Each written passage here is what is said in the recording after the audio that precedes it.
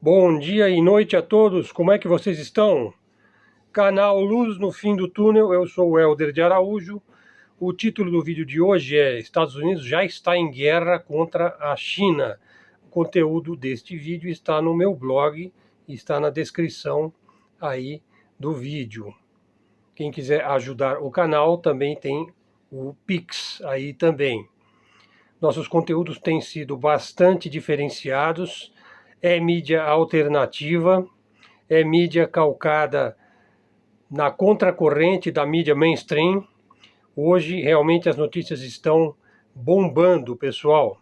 Olha só, um grupo Delta, aquele Delta Force, né? Os SEALs, o Delta seria uma elite dentro do próprio SEALs, né? O Delta Force dos Estados Unidos, mês passado, foi exterminado lá na faixa de Gaza. Como é que pode? A gente não vê isso nos filmes, né? Lá de Hollywood. O Delta é considerado imbatível, como você pode ver lá no Marcelo, no Mundo Militar. Hoje foi um grupo da Blackwater, que é uma milícia americana particular. Assim, hoje em dia os exércitos são particulares, né? As ruínas palestinas parece que viraram um moedor da melhor carne gringa. Segundo o próprio jornalismo israelense, Israel acumula 7.000 baixas, entre mortos, aleijados, feridos, capturados, desaparecidos, etc. É um número considerável de baixas. Pensava-se que a IDF fosse um exército de cidadãos, tão bom quanto o espartano, indica aquele filme Os 300 de Esparta, um filmaço. O que deu errado, então? Bom, vejam bem, o exército espartano era composto por guerreiros. A sua cidadania consistia em serem guerreiros.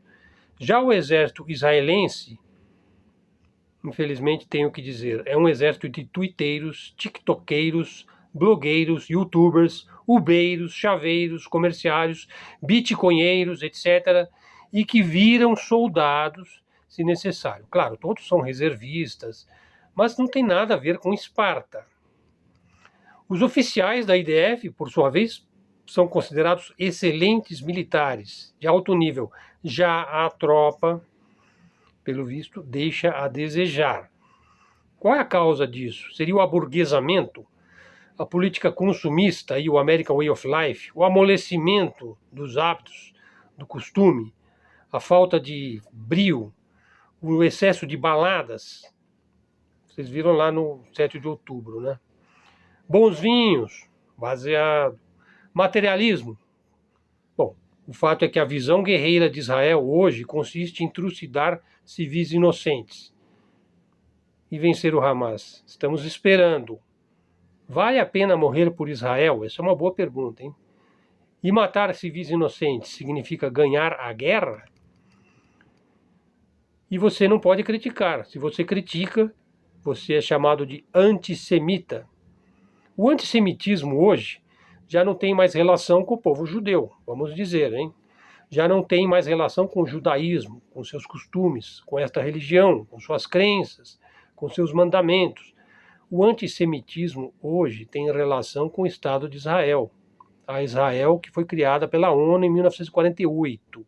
O antissemitismo hoje cresce no mundo, né, em função do modo como o Estado de Israel age em relação aos palestinos, em função do modo radical de autodeterminação do Estado de Israel, que é o único Estado racial do mundo. O antissemitismo hoje tem relação com o modo como Israel se defende, com o modo como ele ataca, como ele se justifica, como ele se vende, enfim, do modo como ele existe no mundo hoje.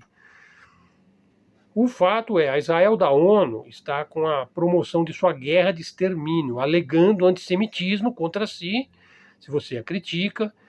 Mas o que está acontecendo, minha gente? Israel está promovendo o seu próprio inferno e a sua própria autodestruição. Chamo a atenção para vocês para a entrevista do Breno Altman, que é um judeu comunista, muito inteligente, que ele deu ao Leonardo Atush. Aliás, o Breno, ele tem feito uma grande luta aí contra o Estado de Israel. Ou melhor dizendo, a favor dos palestinos, a favor da vida, a favor de um povo. Então há que se dar nomes aos bois.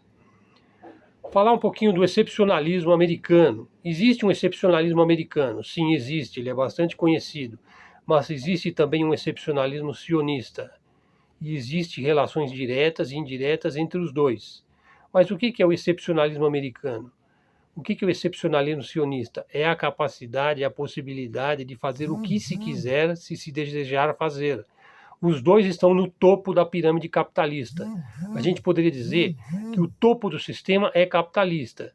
O primeiro excepcionalismo aí, que é a elite capitalista anglo-americana, está no topo do sistema. Ela determina grande parte dos fatos. Ela é o deep state. Ela está por trás do sistema corporativo, aí do complexo militar, industrial e financeiro. Ela é dona do BlackRock, do Vanguard, do State Street, do BIS, do Banco Central dos Bancos Centrais, do FMI, da ONU, do governo americano, da Federal Reserve. Enfim, ela se caracteriza pelo domínio da máquina sistêmica do capitalismo. E as burguesias nacionais? Bom, as burguesias nacionais, por exemplo, a burguesia brasileira, a burguesia canadense, a burguesia de qualquer país que você pensar, Noruega, Finlândia, Suécia, África do Sul, enfim, as burguesias nacionais dos vários países estão subordinadas à grande elite capitalista anglo-americana. Veja, estão subordinadas sem uma relação direta, é uma relação de subserviência, é uma relação colonial. Mas existe um outro excepcionalismo, não é verdade? Sim, existe o excepcionalismo sionista. Ele existe dentro do próprio excepcionalismo americano e do próprio excepcionalismo capitalista anglo-americano. Mas ele também existe fora dele. Atentem para isso. Ouso dizer que o futuro desta década depende da relação entre os dois, entre o capitalismo, o grande capitalismo ocidental e o capitalismo aí das famílias sionistas. Veja, como é que você vê a relação entre os dois? Veja, a coisa surge mais escancarada, por exemplo, quando Biden pede moderação em Gaza. Quer dizer, Biden representa os interesses do grande capitalismo ocidental. E os sionistas respondem com mais genocídio e mais brutalidade. Portanto, eles têm fôlego, vamos dizer, suficiente para peitar o próprio capitalismo americano, já que eles estão dentro desse capitalismo americano, mas eles também estão fora dele, porque eles também atendem aos seus próprios interesses particulares, independentemente dos interesses do capitalismo ocidental. Mas para onde for o capitalismo ocidental, eles também estarão juntos. É um mundo de blocos, pessoal. Os blocos estão se fortalecendo, se individualizando. O sul global, a gente pode dizer que é a África e a América Latina. Na minha opinião, ele deveria ser liderado pelo Brasil e não pela Índia, porque a Índia ainda não fez a lição de casa. Ela é um país com 600 milhões, 700 milhões de pessoas muito pobres. A China já fez a lição de casa. Talvez a China venha liderar o mundo sul global. Na verdade, ela já lidera o mundo sul global. Eu acho que o Brasil tem potencial para isso. Um outro bloco é o mundo islâmico. O mundo islâmico começa a alimentar o embrião do califado universal. Veja, o genocídio em Gaza causa grande comoção no mundo árabe muçulmano. Um outro bloco é a Eurásia, chamado mundo eurasiano, aí pelos discípulos do Alexander Dugin. A China e a Rússia estão à frente deste bloco. Esse bloco eurasiano é um mundo em si mesmo. É um mundo em si mesmo e é um bloco civilizacional. No entanto, nós teremos de ver as relações entre o mundo confucionista chinês e o mundo ortodoxo russo, que neste momento estão de pleno acordo. E o sul da Ásia? O sul da Ásia está mais bem posicionado no sul global. Já o sudeste da Ásia, que é o mundo do Oriente Médio, ele está mais conectado aí com o bloco imperialista, com o bloco americano-europeu. Israel é quase que um caso à parte, porque ele está se indispondo com todos os blocos, mas ele tem sólidos laços com o Império anglo-americano, americano-europeu, o bloco imperialista que ainda é fortemente hegemônico neste momento. Com relação à Rússia, a posição da Rússia foi claríssima nesta última semana. A operação militar especial na Ucrânia não termina, exceto com a rendição da própria Ucrânia e seus mentores, que é a OTAN e os Estados Unidos. Repito, a operação militar especial na Ucrânia só termina com a rendição da OTAN e dos Estados Unidos. Ou seja, será resolvido no âmbito militar. Podemos dizer que essa guerra vai longe. A 7ª reunião do Astana Club, em Astana, no Cazaquistão, um atlanticista presente na reunião, o tema da reunião é uma nova fórmula para a paz, o mundo à beira da transformação. A reunião teve o seu ápice no dia 16 de dezembro de 2023. Pepe Escobar esteve lá. O atlanticista presente lá garante que os Estados Unidos já estão em guerra com a China, faltando apenas formalizar a declaração de guerra.